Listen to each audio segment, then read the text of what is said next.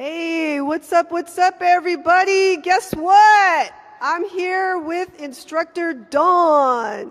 Hey, Don, you want to give us your full name? Yeah, my name is Donald Tittle, and that's my name. And then people in the martial arts, my title is Sifu, which means teacher, father. But a lot of times in Chinese martial arts, it's just the formal way to refer to the head instructor of a school. That's awesome. So let me just give you a little bit of an introduction, you guys. I first kind of met Dawn face-to-face with my friend Hiromi here. She brought me into the studio and was basically telling me about what she does and things like that. And so I began to kind of meet Dawn and then watched him instruct. So, I kind of sat down and, was kind of fiddling with my phone a little bit. And then suddenly I hear this guy start to give an instruction. And he was like powerful. And I was like, whoa. And it caught my attention. And then I started to like become interested. Like, wow, you hear this kind of charismatic personality come out of this guy. And then you quoted something that had to do with Vince Lombardo. I think something about Vince Lombardi. Vince Yeah, Lombardi famous, was football coach. Yes, and it was something about It had to do with I think being relaxed or when something. my students start to peter out during their workouts, Right. and so the thing I'm trying to encourage them to do is to build their endurance. Right. And he was famous for the quote, "Fatigue makes cowards of us all." That's it. Yep. And so when it comes to self-defense, people underestimate how quickly they're going to gas out. So if they're not really efficient with the way they use their energy and with the basics of martial arts like balance and breathing, they're going to quickly run out of steam, run out of energy, and potentially lose that altercation. So it's important that I teach them how to really relax and use their energy as efficiently as possible so that the techniques can still work when they're fatigued and when they're up against somebody who's a lot bigger and stronger than them. Wow, that's interesting. So you guys, we're going to go and let Don give us a little bit of his background, how maybe, how he was raised and what brought him into becoming a martial arts artist. Okay. You want to hold the mic? Sure. Tell us a little bit about your upbringing. Okay, first of all, I was a Navy brat. My father served for the U.S. Navy, and so we had to move around a lot. Right. And because I was always the new kid in a neighborhood, I was susceptible to attention from bullies. So, it's a pretty common story. I was picked on. There were a lot of, I was different. I'm half Mexican and white, so when my dad was transferred over to the East Coast, right. And there was a time where I was living in Ohio, where he's from, Right. and it's very, homogeneous there. Everyone's mostly of English descent, and so I was really sort of weird looking because they haven't seen anybody so naturally, because I was different, I had a lot of great friends there, don't get me wrong, but because I was different, I was kind of targeted as, someone to pick on. And the same thing when we moved to Virginia, we moved to Florida, we were all over the United States. And so because of that, again, I didn't have any friends every time we moved to a new place. And so when I was 9 years old, I went on what was called a tiger cruise with my dad. That's where the kids he's a chief in the Navy, and the kids of these sailors were allowed to live with their fathers for a week so my dad was working on the USS Kidd, which is a destroyer on the East Coast, based out of the East Coast. So I lived on this naval ship for a week, and while on that ship, one of the guys that was working on the ship, one of these sailors, popped in a movie, and he goes, "Hey kid, just check this out." Right. And it was a movie called Way of the Dragon with Bruce Lee. And I watched the scene where he throws this kick, where this guy's holding a kicking pad for him. Yeah. He kicks the pad, and this guy goes flying across the scene and into this wall of boxes that end up collapsing on him. So that inspired me. It was right then and there I said, that's what I'm going to be doing. Wow. And, and then my parents they couldn't afford formal martial arts lessons for me. Yeah. So when I was about 11, there was a community center where somebody ran a class, and that's when I got my first taste of formal training. I say formal because I was informally trained by a friend who was showing me some things here and there that again, when I put my martial arts to use, because I was being bullied, often kids would come at me in groups, and then I would use my techniques, and then that only reinforced my passion for wow, this really works. And then so when I finally got into formal training, that was at about 11 years old. It was a karate class at a community center. The teachers recognized just how weird I was as a kid because I was so serious about training. They pulled me out of the kids class and put me into the adult class. And so to me, that was a big honor that they felt that I was ready for that advanced training. Interesting. Yeah. So then my dad retired from the Navy, and we moved back here to San Diego. And I always wanted to do Chinese martial arts because that's what Bruce Lee did. Right. So one day my brother and I were skateboarding across this school. This school's been here for 31 years. Wow. And so I've been here for about 27 of those years. So 27 years, I think it was, I don't know. It was during the summer. We were bored, so we were skating by, and I saw, wow, it was too good to be true. It's within a mile of my house. It's authentic, traditional Chinese martial arts. And so the rest is history. I tried a class, and I was hooked, and I've been training and teaching since then here.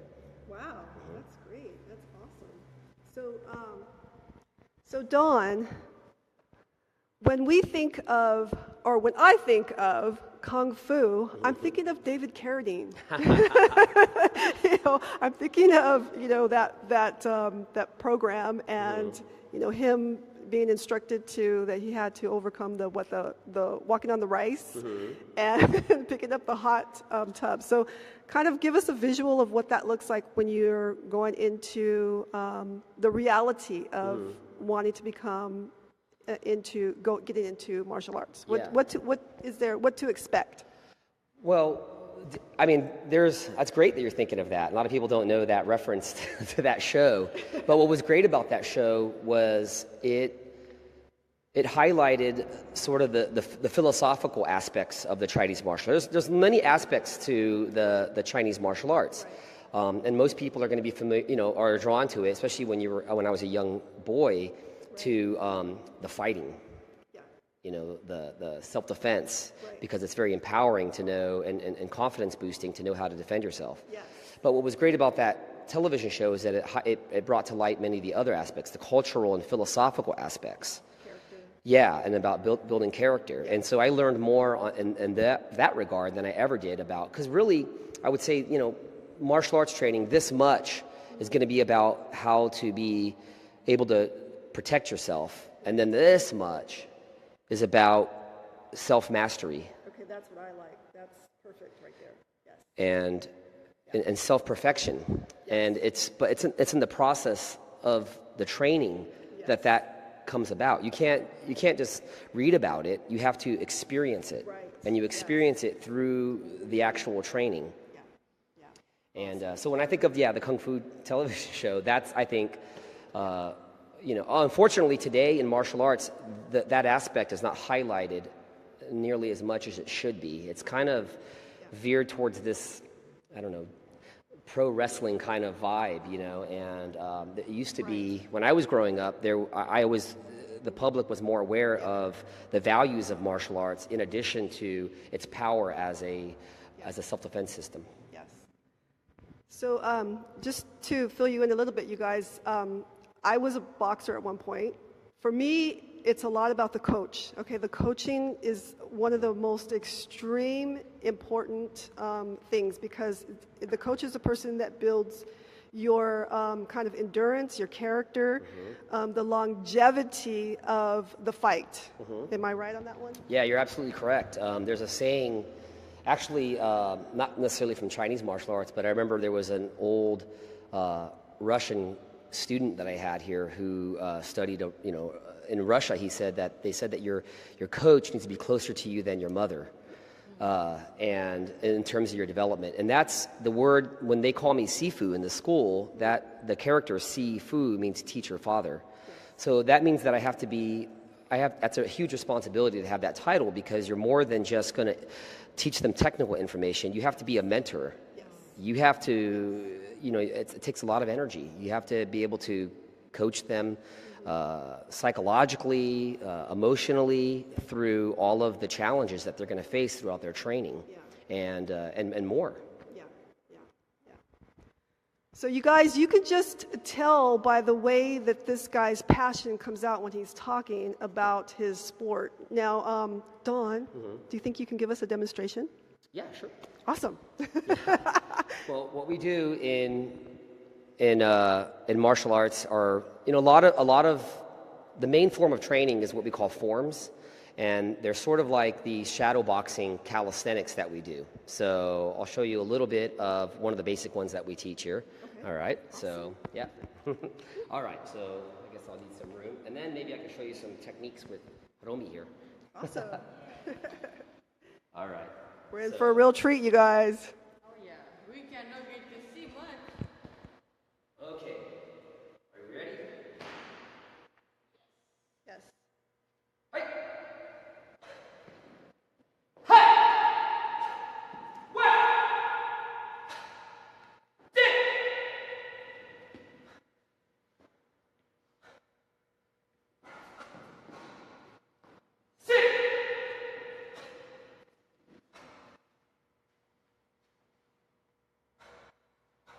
Sit!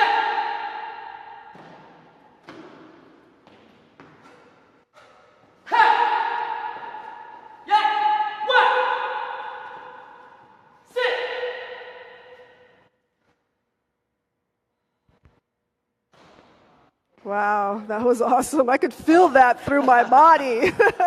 That's a pretty big blow there. So with that, we're going to start to end, and I'll let Don share with you his location and how you can get signed up if you want to get signed up. Sure. We're at, let me catch my breath for a second. We're in La Mesa at 7127 University Avenue, and at 91942. Let me show you another demonstration. Awesome. Watch this. Yes. So Hiromi, she's a little bit smaller than me. I think she's 90 pounds soaking wet. The beauty, when I showed you, were different forms, but they all have practical application. So let's say I grab Hiromi's wrist with two hands, like this. What's incredible, start feet together, she can step forward into a horse stance and then lift straight up against my thumbs. Wait, no, straight up. Bam. There you go, watch. Now I'm going to hold on real tight, and we'll see if she can still do it. So I grab on strong. Do you see how she's able to use her hip, her legs, and the whole body and all her leverage against my thumb? So what's incredible about martial arts is that someone small and tiny can still use technique and leverage and angles to make it work against somebody who's much stronger than them. So it's not all about just doing the moves I showed you. It's about being able to apply it as well, realistically. So if you come down to my school, let's say you saw me on this interview, mention it, and I'll give you a whole week to try it out for free. Wow, you hear that, you guys? He's going to give you a whole week to try it out for free if you mention this interview. Awesome. Thank you, Don. You're very welcome. Thank you for having me. You want to say something? It's so awesome here. You can learn not just technique. You will learn, like he said, like mentally, physically, all of like really good for like especially women. We talk about so much stuff about mentally. So you will learn like life lesson for 1000%. Definitely. All right, you guys. Peace out. We'll see you later. Bye. Bye.